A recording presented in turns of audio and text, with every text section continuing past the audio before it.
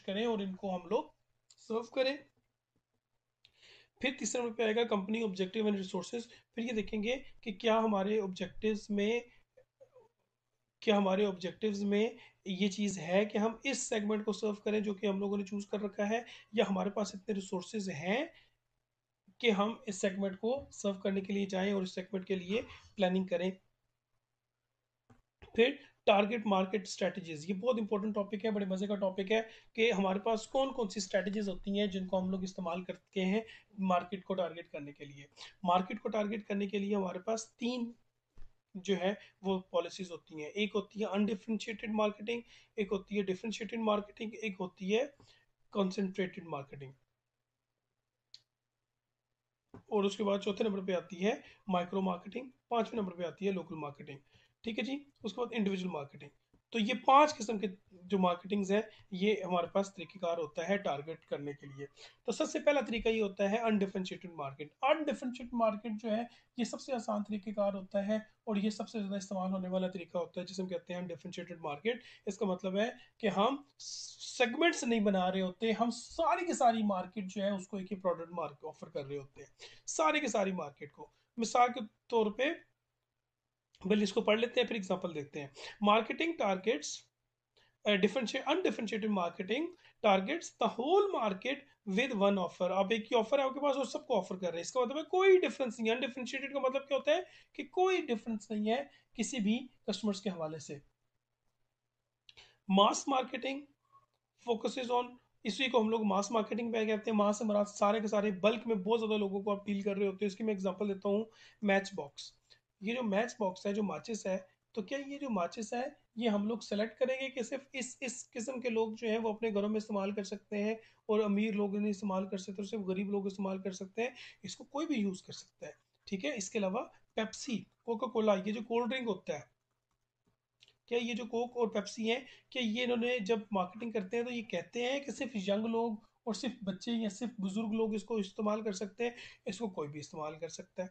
इसका मतलब क्या हुआ कि ये वो तरीकेकार, ये वो प्रोडक्ट्स हैं जिन प्रोडक्ट्स को हम लोग कहते हैं कि ये मास मार्केटिंग है और अनडिफरेंशिएटेड मार्केटिंग करते हैं। और ये ओवरऑल प्रोडक्ट तो ऑफर करते हैं मार्केट में ये, लेकिन ये प्रोडक्ट सारे के सारे लोगों को ऑफर कर रहे होते हैं, ये एक या दो लोगों को प्रोडक्ट ऑफर नहीं कर रहे होते, सेगमेंट्स को मार्केट प्रोडक्ट ऑफर नहीं करते, बल्कि ये पूरी की पूरी मार्केट में सब लोगों को अनडिफरेंशिएटेडली मार्केट ऑफर करते हैं और इसको कोई भी बंदा अनडिफरेंशिएटेडली परचेज करता है। दूसरे नंबर पे आता है डिफरेंशिएटेड मार्केट। डिफरेंशिएटेड में क्या होगा कि एक प्रोडक्ट हम बनाएंगे लेकिन ये मुख्तलिफ सेगमेंट्स के लिए बनाएंगे। Differentiated marketing target several different market segments and design separate offer for each. हर एक के लिए अलग अलग प्रोडक्ट जो है वो ऑफर करेंगे। मैं एग्जांपल देता हूँ आपको। जो एग्जांपल है बच्चों, वो ये है कि ये जो डाइट कोक होती है, क्या ये डाइट कोक वो सब लोगों को ऑफर करेंगे? नहीं, डाइट कोक उनको ऑफर करेंगे जिनको डायबिटीज होगी या जिनके अंदर कोलेस्ट्रॉल लेवल ज़्यादा होगा। ये खास तौर पे जो कोक इसलिए नहीं यूज़ करते कि इसके अंदर शुगर लेवल बहुत ज़्यादा होता है। ठीक हो गया, इसलिए उनके लिए डाइट कोक आ गई। अब इसका मतलब है कि ये जो कोक वालों ने डाइट कोक लॉन्च की है, ये जो मार्केटिंग है आपकी, ये डिफरेंशिएटेड मार्केटिंग है। इसी तरीके से जब हम लोग बात करते हैं, एक छोटी सी बात बताता हूँ ब्रेड्स की, तो हमारे पास तीन किस्म की ब्रेड्स अवेलेबल होती हैं। एक होती है प्लेन ब्रेड, एक होती है मिल्की ब्रेड और एक होती है ब्राउन ब्रेड। ठीक है। ये तीन अलग अलग किस्म की ब्रेड्स होती हैं। तो ये तीन अलग अलग किस्म की ब्रेड्स तीन अलग अलग सेगमेंट्स को ऑफर की जा रही होती हैं। वो भी मैं आपको एग्जांपल के साथ समझाता हूँ।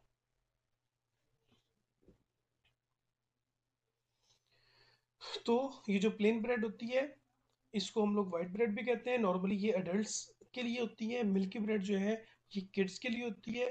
और ये जो ब्राउन ब्रेड है या ब्राउन ब्रेड होती है, ये ब्रेड जो है वो ज़्यादातर ओल्ड एज वालों के लिए होती है क्योंकि इसके अंदर ब्राउन बहुत ज़्यादा होता है। इसके अंदर जो है वो वीट जो है वो छोटे छोटे चंक्स के अंदर होता है, तो ये ज़्यादा ताकत देता है, तो इसलिए ये ओल्ड लोगों के लिए होगा, बुजुर्गों के लिए होगा। तो इसका मतलब क्या हुआ कि अब ब्रेड बनाने वाले हैं और ब्रेड बनाने वालों ने जो है वो अडल्ट्स को भी टारगेट किया, बच्चों को भी टारगेट कर लिया और उसके साथ साथ बुजुर्गों को भी टारगेट किया। तो ये जो प्रोडक्ट्स इस तरह की होती है, इसे हम कहते हैं डिफरेंशिएटेड प्रोडक्ट, कि हम लोग प्रोडक्ट्स बनाते हैं और हर एक सेगमेंट के लिए हम लोग अलग अलग प्रोडक्ट्स जो है वो बनाते हैं। ठीक है, goal is to achieve higher sales and stronger position, more expensive than undifferentiated marketing। अब डिफरेंशिएट अनडिफरेंशिएटेड मार्केटिंग से ये अलग इसलिए भी है कि अनडिफरेंशिएटेड के अंदर तो हम लोगों ने एक ही प्रोडक्ट बना ली और सारी की सारी मार्केट को ऑफर कर दी, लेकिन डिफरेंशिएटेड के अंदर हम लोगों ने हर एक सेगमेंट को अलग अलग तरीके से डील करके अलग अलग प्रोडक्ट्स उनको हम लोगों ने ऑफर करनी है। अब इसकी इसी किसके एक और एग्जांपल अगर आपको दूं, फेयर एंड लवली जो क्रीम हुआ करती थी, ब्यूटी क्रीम हुआ करती थी पहले, ये अनडिफरेंशिएटेड मार्केटिंग इनकी होती थी, जिसमें ये फेयर एंड लवली क्रीम जो है वो मार्केट में ऑफर करते थे। लेकिन बाद में ये एक वक्त आया कि फेयर एंड लवली गर्ल्स के लिए उन्होंने अलग से, यानी फीमेल्स के लिए उन्होंने अलग से कर दिया, और fair and lovely for main जो है वो उन्होंने अलग कर दिया। तो उसका मतलब है कि अब इन्होंने मेल के लिए अलग प्रोडक्ट बनाई, फीमेल्स के अलग प्रोडक्ट बनाई, तो उन्होंने अलग अलग टारगेट, अलग अलग जो सेगमेंट्स है उनको डिफरेंटली टारगेट किया। ठीक हो गया जी।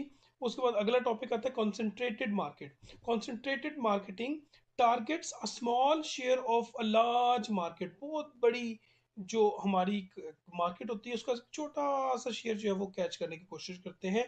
Limited company resources, knowledge of the market, more effective and efficient. ये वो तरीका होता है कि मार्केट जो है वो बहुत ज़्यादा होती है, उस मार्केट में एक छोटा सा पोर्शन आप पकड़ लेते हो, और उस छोटे से पोर्शन को आप लोग जो है वो जो फोकस कर रहे होते हैं, कंसंट्रेशन आपकी सिर्फ एक छोटे से टारगेट, छोटे से सेगमेंट की तरफ होती है। और इसमें होता यह है कि कंपनी सारी की सारी मार्केट को इसलिए ऑफर नहीं कर पाते कि कंपनी के पास रिसोर्सेज इतने नहीं होते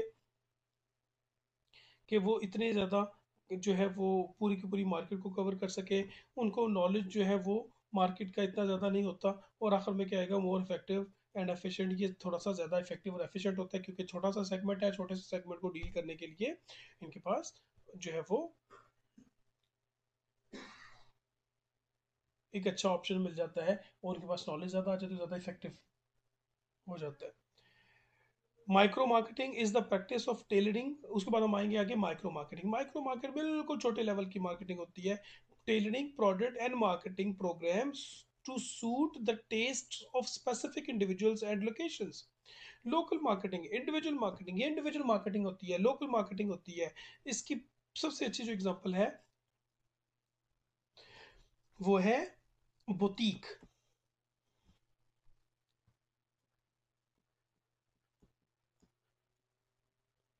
बुटीक में क्या होता है कि कस्टमर्स जो है वो बुटीक में जाएंगे, और कस्टमर अपनी मर्जी के मुताबिक वो प्रोडक्ट जो कस्टमर को चाहिए, वो अपनी मर्जी के मुताबिक प्रोडक्ट्स बनवाएंगे। इसे हम कहते हैं माइक्रो मार्केटिंग। कि आप लोकल मार्केटिंग करते हैं, इंडिविजुअल मार्केटिंग करते हैं, एक एक बंदे को इंडिविजुअली डील करके उसकी मर्जी के मुताबिक प्रोडक्ट बनाते हैं। आगे चलेंगे local market. Local marketing involves tailoring brands and promotion to the needs and wants of local customer group. ठीक है, ये लोकल ग्रुप होती है, लोकल मार्केट। ये जो हमारी मार्केट होती है, इंडिविजुअल मार्केट, उसके बाद लोकल मार्केट, लोकल मार्केट के बाद बढ़ती है तो रीजनल मार्केट, उसके बाद नेशनल मार्केट, और उसके बाद फिर इंटरनेशनल मार्केट या ग्लोबल मार्केट की तरफ जाते होते हैं। तो इसका मतलब है कि होता है कि हम लोग स्टार्ट लोकल मार्केट से कर रहे होते हैं, इंडिविजुअल के बाद लोकल मार्केट से, कि हम अपने शहर के अंदर लोगों को डील करते हैं, हम अपने इलाके के अंदर ही रहते हैं, या शहर के एक हिस्से को में जो प्रोडक्ट में जो हमारी मार्केट है, सिर्फ उसी को अपने प्रोडक्ट्स दे रहे हैं। करीब करीब में दूसरे शहर से लोग आ जाएंगे, इसके अलावा इतना ज़्यादा नहीं है। और हमारे पास स्टोर्स हैं, लेकिन स्टोर्स भी लिमिटेड है, और उन्हीं लिमिटेड स्टोर्स के अंदर ही जो है वो हमारे कस्टमर जो है वो हमारी प्रोडक्ट्स खरीद सकते हैं। तो ये हमारी लोकल मार्केटिंग होती है, जिसमें कम, जिसकी तादाद रिलेटिवली कम आती है। इंडिविजुअल मार्केटिंग जो है ये भी आपकी मार्केटिंग जो है, ये भी आपकी वो वाली मार्केटिंग है जो थोड़ी देर पहले हम लोगों ने पढ़ा था। पर्सनल मार्केटिंग जिसे हम कहते होते हैं, involves tailoring products marketing programmes to the need and preferences of individual customers. एक एक इंडिविजुअल की जो नीड होगी उसको आपने देखकर अपनी प्रोडक्ट बनानी है। One to one marketing, mass customisation, और उसके बाद मार्केट्स ऑफ वन मार्केटिंग। ठीक है, मार्केट्स ऑफ वन मार्केटिंग के आप एक इंडिविजुअल आपके पास आएगा, वो एक इंडिविजुअल जो डिमांड आपसे करेगा, आपने वही प्रोडक्ट बना के देनी है। थोड़ी देर पहले हम लोगों ने इसको डिस्कस कर लिया। ठीक हो गया जी। अब हम लोगों ने अगला काम क्या करना है, choosing target market. Target market को हम लोगों ने चूज करना है कि कौन सा, जब हम लोगों ने सेगमेंट्स तो बना लिए कि ये सेगमेंट्स होते हैं, इनमें से कौन सा सेगमेंट जो है उसको हम लोगों ने टारगेट करना है। ये डिपेंड करेगा सबसे पहले कि कंपनी के पास रिसोर्सेज कितने हैं। क्या कंपनी छोट सारे के सारे सेगमेंट्स को टारगेट कर सकता है, तो सारे के सारे सेगमेंट्स को टारगेट करने के लिए सारे के सारे सेगमेंट से रिलेटेड प्रोडक्ट बनानी पड़ेगी। तो क्या